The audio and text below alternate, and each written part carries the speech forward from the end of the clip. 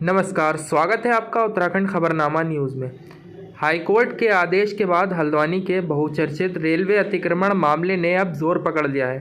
जिला प्रशासन और रेलवे प्रशासन आज से अतिक्रमण हटाने के लिए कार्य करना शुरू करने जा रहा है, तो दूसरी तरफ पीड़ित लोगों ने बनभूलपुरा क्षेत्र में सत्याग्रह शुरू कर दिया। हजारों की तादाद में लोग धरना प्रदर्शन कर उनके घरों को नहीं हटाए जाने की मांग कर रहे हैं। वहीं लोगों का कहना है कि अगर हमारे घर उजाड़ दिए जाएंगे तो हम कहां जाएंगे।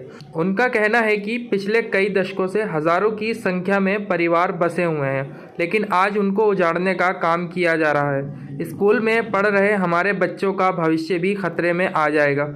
लोगों का कहना है कि उजड़ने वाले लोगों में बच्चे, महिलाएं और बुजुर्ग भी काफ़ी बड़ी संख्या में हैं। ऐसे हालात में वह लोग कहां जाएंगे। वहीं महिलाओं का कहना है कि हम उच्च न्यायालय के आदेश की अवहेलना नहीं करते, हमें पहले बसाया जाए। जिस तरह कोरोना की वापसी की खबर आ रही है, इस महामारी में हमारे छोटे बच्चे और हम कहाँ जाएंगे। देखिए, 100 साल पुराने यहाँ लोग बसे हुए हैं और ये बड़े पुराने लोग हैं, कोई नए नहीं है। इनमें कई ऐसे लोग हैं जिन पे फ्री होल्ड के कागज हैं, पट्टे धारक हैं, लीज है, कई सारे विषय, नजूल की खतौनियाँ हैं। राज्य सरकार ने हाई कोर्ट में पैरवी नहीं करी, इसलिए हमारा मानना है कि ठीक है, न्यायालय है, हम उनका सम्मान करते हैं, लेकिन राज्य सरकार की पैरवी बहुत ही कमज़ोर, क्या मौजूदगी ही नहीं थी राज्य सरकार की। 1 मिनट के लिए, 1 अंश के लिए, आधे सेकंड के लिए भी राज्य सरकार ने यहाँ के लोगों की पैरवी नहीं करी। हम लोग सबकी संयुक्त, जितने राजनीतिक दल हैं, सड़क से सदन तक मांग रही कि एक संयुक्त सीमांकन राजस्व और रेलवे का हो जाए, दूध का दूध, पानी का पानी हो जाएगा। जो 29 एकड़ रेलवे ने एफिडेविट स्वयं सबमिट करा था कि 29 एकड़ हमारी ज़मीन है, अचानक उनकी मनगढ़ंत सीमांकन की वजह से 78 एकड़ हो गई। इस पे भी कोई सरकार ने अपना कोई विषय नहीं रखा।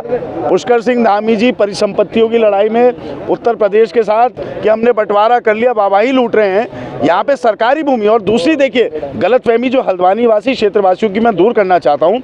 हल्द्वानी 70% नजूल है, और नजूल क्या होता है? सरकारी भूमि होती है।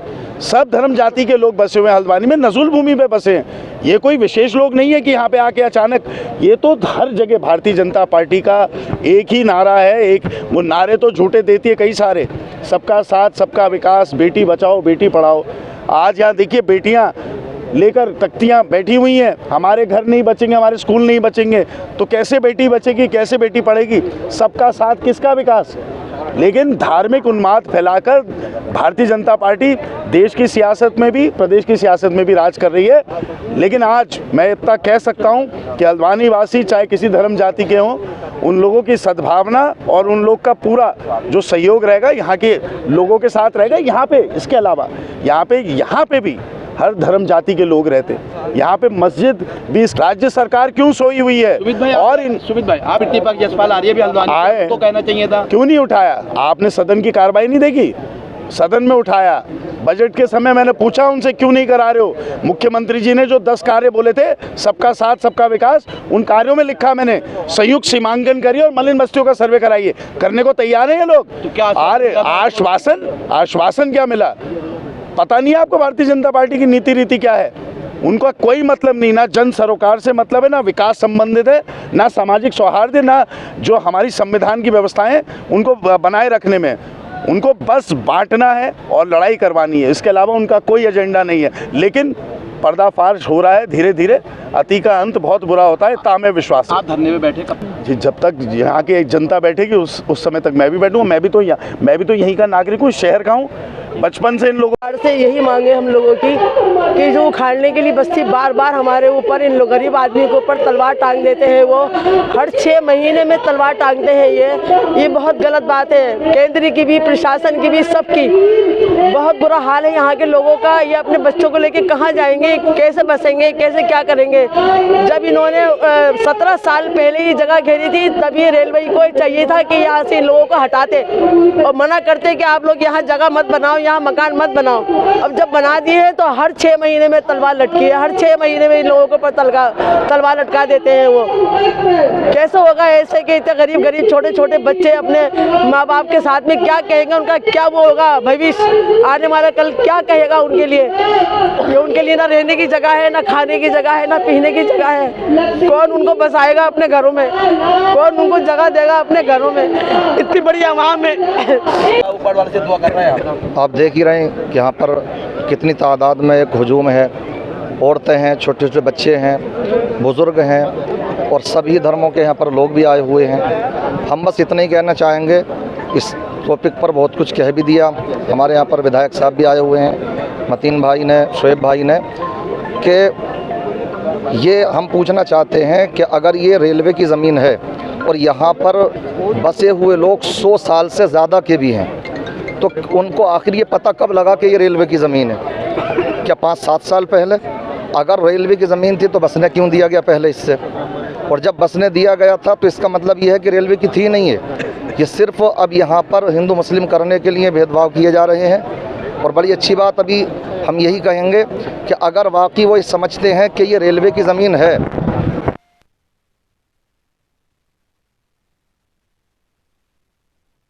हम ये कहना चाहते हैं कि मस्जिद भी आ रही है इसमें, मंदिर भी इसमें जी, लोग आपको भी नहीं चाहिए।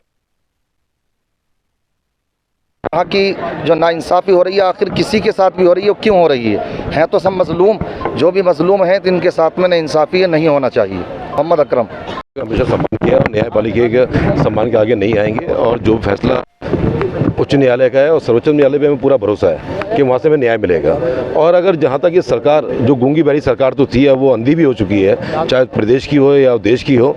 और जिस तरीके से यहाँ के प्रतिनिधि हमारे मेयर जोगिंदर सिंह रौतेला जो बिल्कुल नदारत है इस मुद्दे को लेकर, कहीं 2 आदमियों को भी आफत आती है तो शहर के नागरिक होने के नाते और यहाँ के मेयर के नाते उनको यहाँ खड़ा होना चाहिए था। तो ये उनकी सोची समझी साजिश सामने आ रही है, यहाँ के सांसद गायब हैं। तो मैं समझता हूँ कि इसमें न्यायालय को पूरी तरीके से गुमराह करके जो ये फैसला आया है उच्चतम न्यायालय से, हम लेकिन उससे सम्मान ज़रूर करेंगे और सर्वोच्च न्यायालय पे हमें पूरा भरोसा है। और अभी तो ये मकान टूटे नहीं है, जब आदमी लोगों को जिस तरह से अभी ये प्लानिंग है इनके मकान तोड़ने की, हम लोग सड़कें बोत रहे हैं। अगर ऐसा कोई फैसला आता है जो ऊपर वाला ना करे, कोई फैसला है, तो हल्द्वानी के अंदर जो तबाही होगी ये अभी यहाँ की सरकार को पता नहीं है, इसकी जिम्मेदार यहाँ की सरकार होगी। आज हम लोग जो बैठे हैं, हाई कोर्ट ने जो आदेश दिया था कि 4365 मकानों को हटाकर लगभग जिसमें 40 से 50 हज़ार आबादी खारिज हो जाएगी।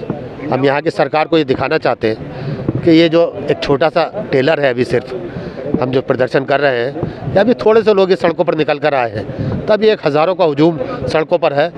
तो उसका अगर आपने 4,500 घरों को तोड़ा तो किस तरह से लोग सड़कों पर होंगे, लोगों का सामान सड़कों पर होगा, तमाम कानून व्यवस्था चरमरा जाएगी, लोग भूखे मरेंगे, बच्चे बीमार हैं, बुज़ुर्ग घरों में पड़े हैं, ठंड का मौसम है, लेकिन सरकार बिल्कुल संवेदनहीन है। सरकार को कहीं कुछ नहीं दिखाई दे रहा है, एक तरफा बिल्कुल हाईकोर्ट के आदेश के नाम पर कार्रवाई करने पर तुली है। दूसरा मानना है कि सरकार को इसमें पैरवी करनी चाहिए थी, क्यों जो उसने नहीं की है। रेलवे ने पहले भी डिमार्केशन गलत किया था और आज फिर डिमार्केशन उसने गलत किया करने जा रहे हैं, उसी का हम लोग विरोध कर रहे हैं। और निश्चित रूप से जब तक इंसाफ हम लोगों को नहीं मिलेगा, इन्होंने हाईकोर्ट को गुमराह करके जो भी आदेश करा लिए, हमें उम्मीद है कि उच्चतम न्यायालय से, सुप्रीम कोर्ट से हमें रिलीफ मिलेगा। और हम जब तक इस धरना प्रदर्शन पर जारी रहेंगे, जब तक हमें किसी तरह का कोई रिलीफ नहीं मिल जाता।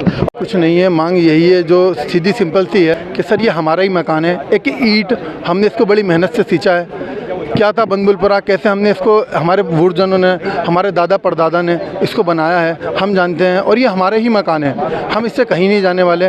रेलवे तो कुछ भी कहता रहे, हम उसके लिए कागजी लड़ाई लड़ रहे हैं। हाई कोर्ट के फैसले का सम्मान करते हैं। उच्च न्यायालय जैसे कि आपको मालूम ही है कि हम जा चुके हैं, इंशाल्लाह 2 तारीख या 3 तारीख को फैसला आ जाएगा।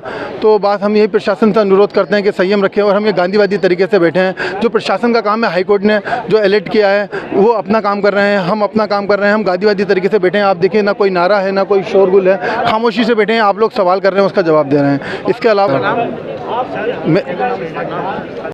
हम छोटे छोटे बच्चे हैं, हमारा घर टूट जाएगा तो हम कहाँ रहेंगे? कहाँ पर? यूकेजी हमारे घर तोड़े जा रहे हैं और हमारा स्कूल भी तोड़ा जा रहा है। हम कहाँ जाएंगे? हम कौन सी क्लास में पढ़ते हैं? हम सेकंड।